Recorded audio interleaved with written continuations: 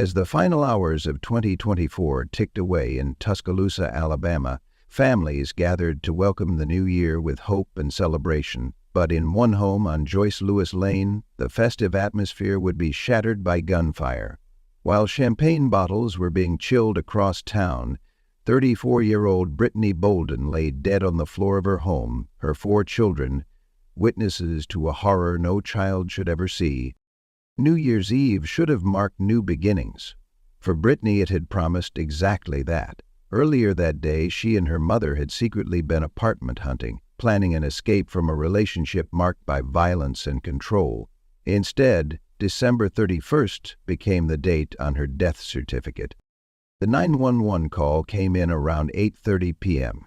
When police arrived, they found a scene that initially suggested suicide. But as evidence mounted and witnesses spoke, a different story emerged, one of domestic violence that had reached its deadly conclusion. Brittany's boyfriend, Lovell Rogers, was arrested and charged with capital murder. What makes this case particularly devastating isn't just the loss of a devoted mother, but how preventable it seems in hindsight. The warning signs were there, documented incidents of domestic violence, a woman secretly planning her escape, family members who saw the danger but couldn't intervene in time. This is more than just another true crime story. It's a wake-up call about domestic violence and its deadly potential. Before we continue with Brittany's story, I need to ask, have you ever noticed concerning behaviors in a relationship, either your own or someone close to you? The signs of abuse aren't always bruises. Sometimes they're isolation from friends and family, constant monitoring, or emotional manipulation. By subscribing to this channel, you're joining a community committed to sharing these stories, recognizing these patterns, and potentially saving lives like Brittany's. Hit subscribe now to stand with victims of domestic violence. At 34, Brittany Bolden was far more than just a statistic or a headline. To her 4 children, ages 5, 12, 13, and 17, she was their world. To her mother, Cassandra Campbell, she was a beloved daughter. To her sister Lauren, she was an inseparable best friend, born just 11 months apart. Those who knew Brittany described her as vibrant and loving, someone whose life revolved around her family. In Tuscaloosa, Alabama, she had built a reputation as a woman who would do anything for her children. While many details of her professional life remained private, her identity as a mother and family member stood at the forefront of how her community knew her. She always put her family first, recalled one community member who knew Brittany. Her dedication to her children was unwavering, even as her personal life grew increasingly complicated and dangerous. The bond between Brittany and her sister Lauren was particularly special. Their mother described them as inseparable despite the challenges life threw their way. This sisterhood provided Brittany with support during difficult times, especially as her relationship with Lovell Rogers deteriorated. What makes Brittany's story particularly heartbreaking is that on the very day of her death, she was actively working toward a fresh start. She and her mother had spent December 31st searching for a new apartment, a safe haven where she and her children could begin again, away from the volatility that had come to define her relationship with Rogers. They kept these plans secret from Lovell, a telling indication of the fear Brittany lived with. She knew that leaving could be dangerous, yet she was determined to create a better life for herself and her children. This courage in the face of danger speaks volumes about who Brittany was, a mother willing to risk everything for her children's well-being and future. As we examine the events that led to her death, it's important to remember that behind every true crime story is a real person whose life mattered. Brittany Bolden mattered, her dreams of a fresh start mattered, and the legacy she left behind through her 4 children continues to matter today. The relationship between Brittany Bolden and Lovell Rogers was marked by a pattern that domestic violence experts recognize all too well: escalating control, fear, and abuse. While Rogers was the father of at least some of Brittany's children, their connection had grown increasingly dangerous over time. Police records confirmed what family members already knew. There had been multiple domestic disturbances involving the couple. These weren't isolated incidents, but part of an ongoing cycle that ultimately ended in Brittany's death. When someone begins to hit you, belittle you, or insult you, that is not love, Cassandra Campbell, Brittany's mother, would later say, reflecting on the warning signs she had observed. Her words echo what experts have long emphasized. Physical violence rarely appears without preceding emotional and psychological abuse. The control Rogers exerted over Brittany became evident in how she and her mother conducted their apartment search on that final day. They deliberately kept their plans hidden from him, moving cautiously to avoid triggering his anger.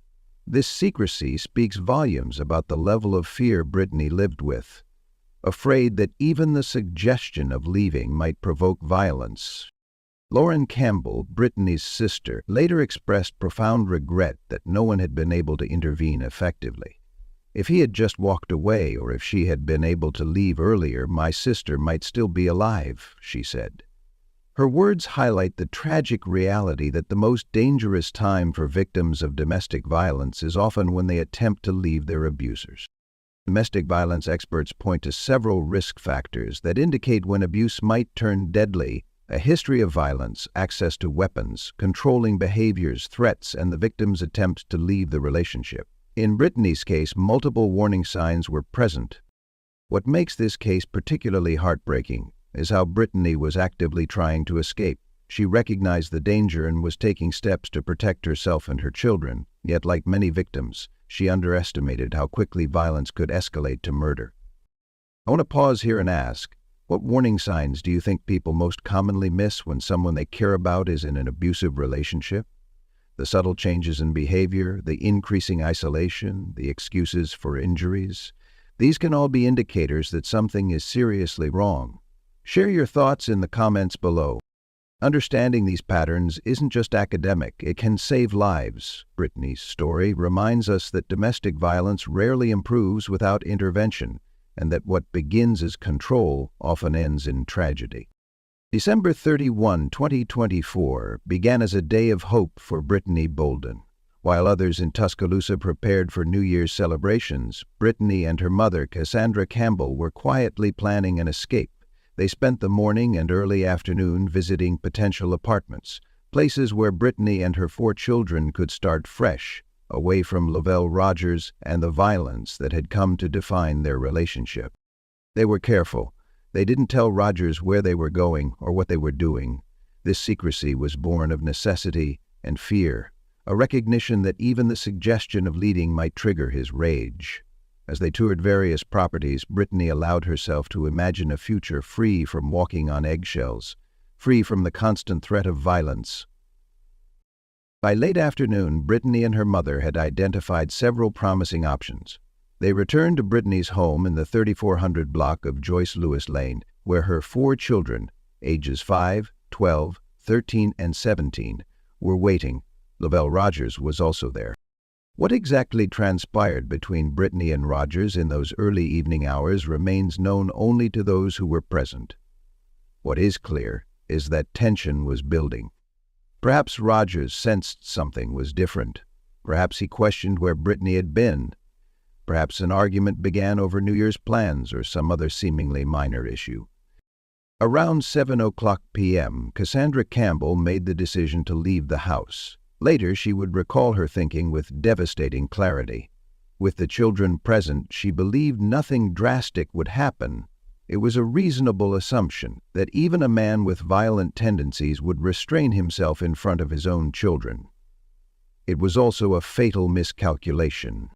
"If I had stayed," Cassandra would later say, her voice trailing off, the weight of hindsight crushing her words. Within approximately 90 minutes of Cassandra's departure, the situation escalated dramatically. What began as tension erupted into violence. At approximately 8:30 p.m., as families across Tuscaloosa were gathering to ring in the new year, a gunshot rang out in the house on Joyce Lewis Lane. Brittany Bolden, 34 years old, mother of 4, fell to the floor with a fatal gunshot wound. Her children, the very ones whose presence Cassandra had hoped would prevent violence, witnessed the horrific act. In an instant, their mother was gone, their lives forever altered, and their New Year's Eve transformed from a time of celebration to the darkest night of their young lives. As Brittany lay dead, someone in the house called 911. Police were dispatched immediately to the scene, arriving to find a tragedy that would become Tuscaloosa's 22nd and final homicide of 2024.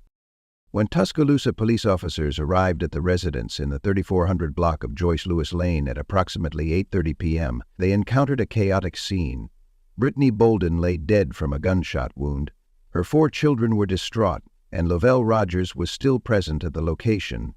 The initial information provided to responding officers suggested that Brittany's wound might have been self-inflicted, a possible suicide on New Year's Eve. This preliminary assessment would have directed the investigation down a completely different path, potentially allowing Rogers to escape justice for his actions. However, something about the scene didn't add up. The positioning of the weapon, the wound characteristics, and most importantly, the accounts provided by witnesses, including Brittany's children, told a different story. These inconsistencies prompted officers to contact the Tuscaloosa Violent Crimes Unit, bringing specialized investigators to the scene. Captain Marty Sellers of the Violent Crimes Unit would later confirm that while suicide was initially considered, the evidence quickly pointed toward homicide. The children's statements proved crucial. Despite their trauma, they were able to describe what they had witnessed, their mother being shot by Rogers, not by her own hand. For these children, ages 5, 12, 13, and 17, the trauma was twofold. Not only had they lost their mother in the most violent way imaginable, but they had witnessed her murder at the hands of someone they knew. Psychological experts note that witnessing domestic homicide creates profound, long-lasting trauma for children, often requiring years of specialized therapy and support. As the night progressed, police secured the scene and began the meticulous process of collecting evidence. Photographs were taken, the weapon was secured, and forensic specialists documented blood spatter patterns and other critical details. Meanwhile, Rogers was separated from the children and questioned by investigators. The children were taken into protective custody, their immediate safety the priority. Social services were contacted to arrange emergency placement, as their mother was dead and their father figure was about to be charged with her murder. This investigation revealed crucial evidence that changed everything. If you believe in seeking justice for victims of domestic violence, hit the like button and share this video to spread awareness. Your engagement helps these stories reach those who might be in similar situations before it's too late. By midnight, as the rest of Tuscaloosa celebrated the arrival of 2025, the Violent Crimes Unit had gathered enough evidence to make an arrest. Lovely Rogers was taken into custody and transported to the Tuscaloosa County Jail, where he would face the most serious charge in Alabama's criminal code, capital murder. The investigation into Brittany Bolden's death accelerated rapidly once the Tuscaloosa Violent Crimes Unit took over. What initially appeared as a possible suicide quickly transformed into a homicide case as investigators methodically examined the evidence. Several key factors contributed to this shift. First, the forensic evidence at the scene contradicted a self-inflicted wound scenario. The angle of the entry wound, gunshot residue patterns, and the position of the weapon all suggested that someone else had fired the fatal shot. Second, and perhaps most compelling, were the witness statements from Brittany's children, who had been present during the shooting. Despite their trauma, the children provided crucial testimony about what they had witnessed. Their accounts aligned with the physical evidence, creating a clear picture of what had occurred in those fatal moments. For investigators, the presence of multiple witnesses, especially children, added both weight and urgency to the case. By the morning of January 1, 2025, authorities had gathered sufficient evidence to charge Lavelle Rogers with capital murder, the most serious homicide charge in Alabama's criminal code. This wasn't simply a murder charge, it was elevated to capital status, specifically because the children were present during the killing. Under Alabama law, murder becomes a capital offense under certain aggravating circumstances. Section 13A-540 of the Alabama Criminal Code specifically addresses murder committed in the presence of a child under 14 years of age. With Brittany's youngest children being 5, 12, and 13, this provision applied directly to Rogers' case. The capital murder charge carries the most severe penalties possible, either death by lethal injection or life imprisonment without the possibility of parole. This reflects the state's view of the particularly heinous nature of committing murder in front of children. Captain Marty Sellers of the Violent Crimes Unit confirmed to the press that the couple had a documented history of domestic violence incidents, establishing a pattern that culminated in Brittany's death. This history would likely play a significant role in the prosecution's case against Rogers. Following his arrest, Rogers was booked into the Tuscaloosa County Jail and held without bond, standard procedure for capital cases in Alabama. His initial court appearance was scheduled for early January, where he would be formally charged and the lengthy legal process would begin. What state or country are you watching from, and how are domestic violence cases handled in your area? The legal response to domestic violence varies dramatically across jurisdictions, with some places offering robust protections and others providing minimal support for victims. Share your experiences in the comments below. As the investigation continued, detectives worked to build an airtight case, knowing that the stakes couldn't be higher, both for justice for Brittany and for the future of her 4 traumatized children. The murder of Brittany Bolden left a void in her family that could never be filled. For Cassandra Campbell, Brittany's mother, the grief was compounded by the circumstances of that final day. She had left the house believing her grandchildren's presence would keep her daughters safe. "As if I had stayed," Cassandra told reporters, her voice breaking as she contemplated how different the outcome might have been. The weight of that decision would be something she would carry forever, despite knowing rationally that Rogers alone was responsible for her daughter's death. Lauren Campbell, Brittany's sister, spoke of their special bond. Born just 11 months apart, they had been inseparable throughout their lives. "We were more than sisters. We were best friends," Lauren said. The sudden severance of that lifelong connection left her reeling, struggling to imagine a future without her sister by her side. Both women channeled their grief into a powerful message for others. "When someone begins to hit you, belittle you, or insult you, that is not love," Cassandra emphasized in interviews, hoping that Brittany's story might save others from similar fates. "If he had just walked away, or if she had been able to leave earlier, my sister might still be alive," Lauren added, highlighting how quickly domestic violence can turn deadly. The family established a GoFundMe campaign to help with Brittany's burial expenses, which also served as a testament to how deeply she was loved. The campaign description spoke of her as a devoted mother, cherished daughter and sister, and valued community member. But perhaps the most profound impact was on Brittany's 4 children.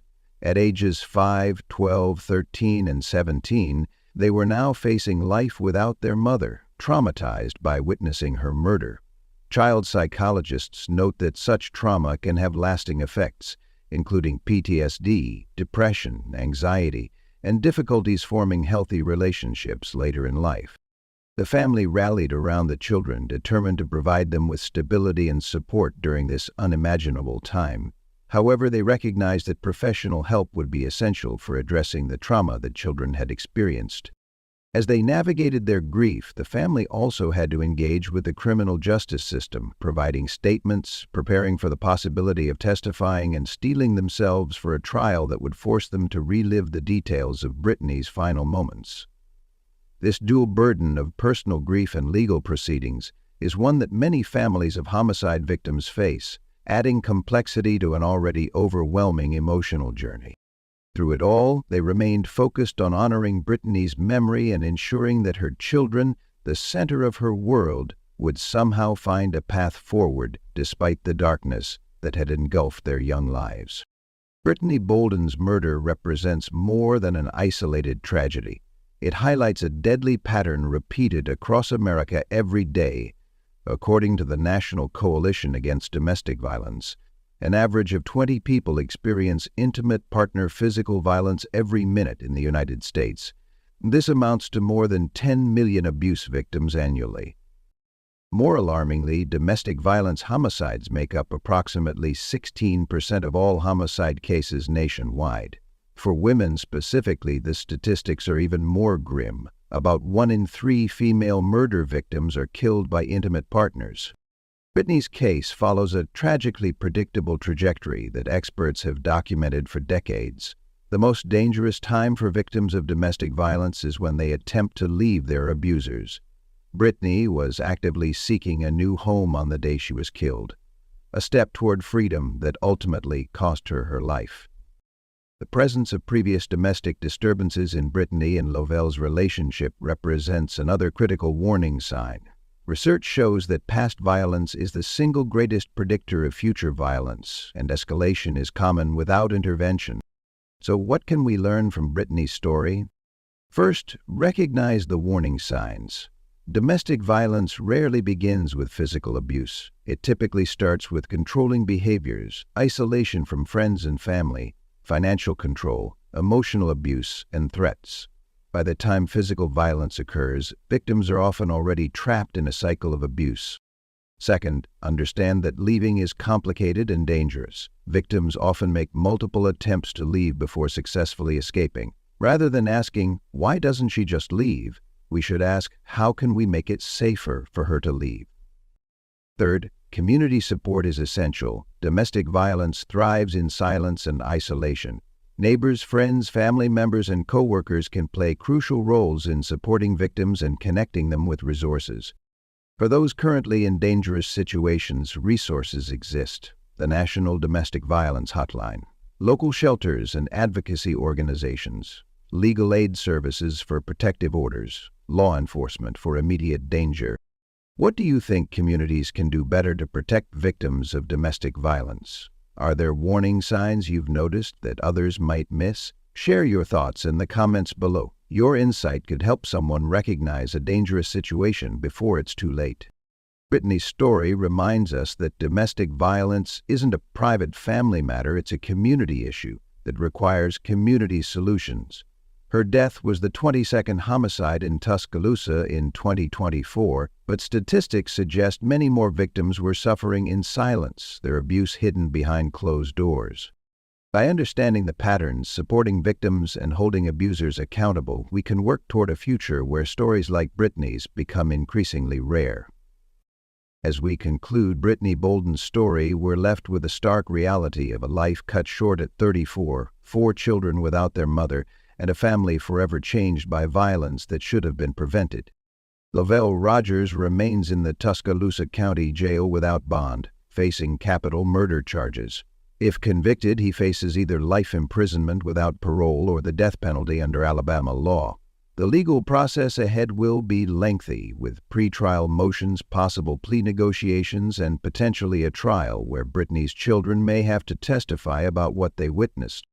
For Tuscaloosa, Brittany's murder marked the 22nd and final homicide of 2024, a grim statistic that fails to capture the full impact of her loss.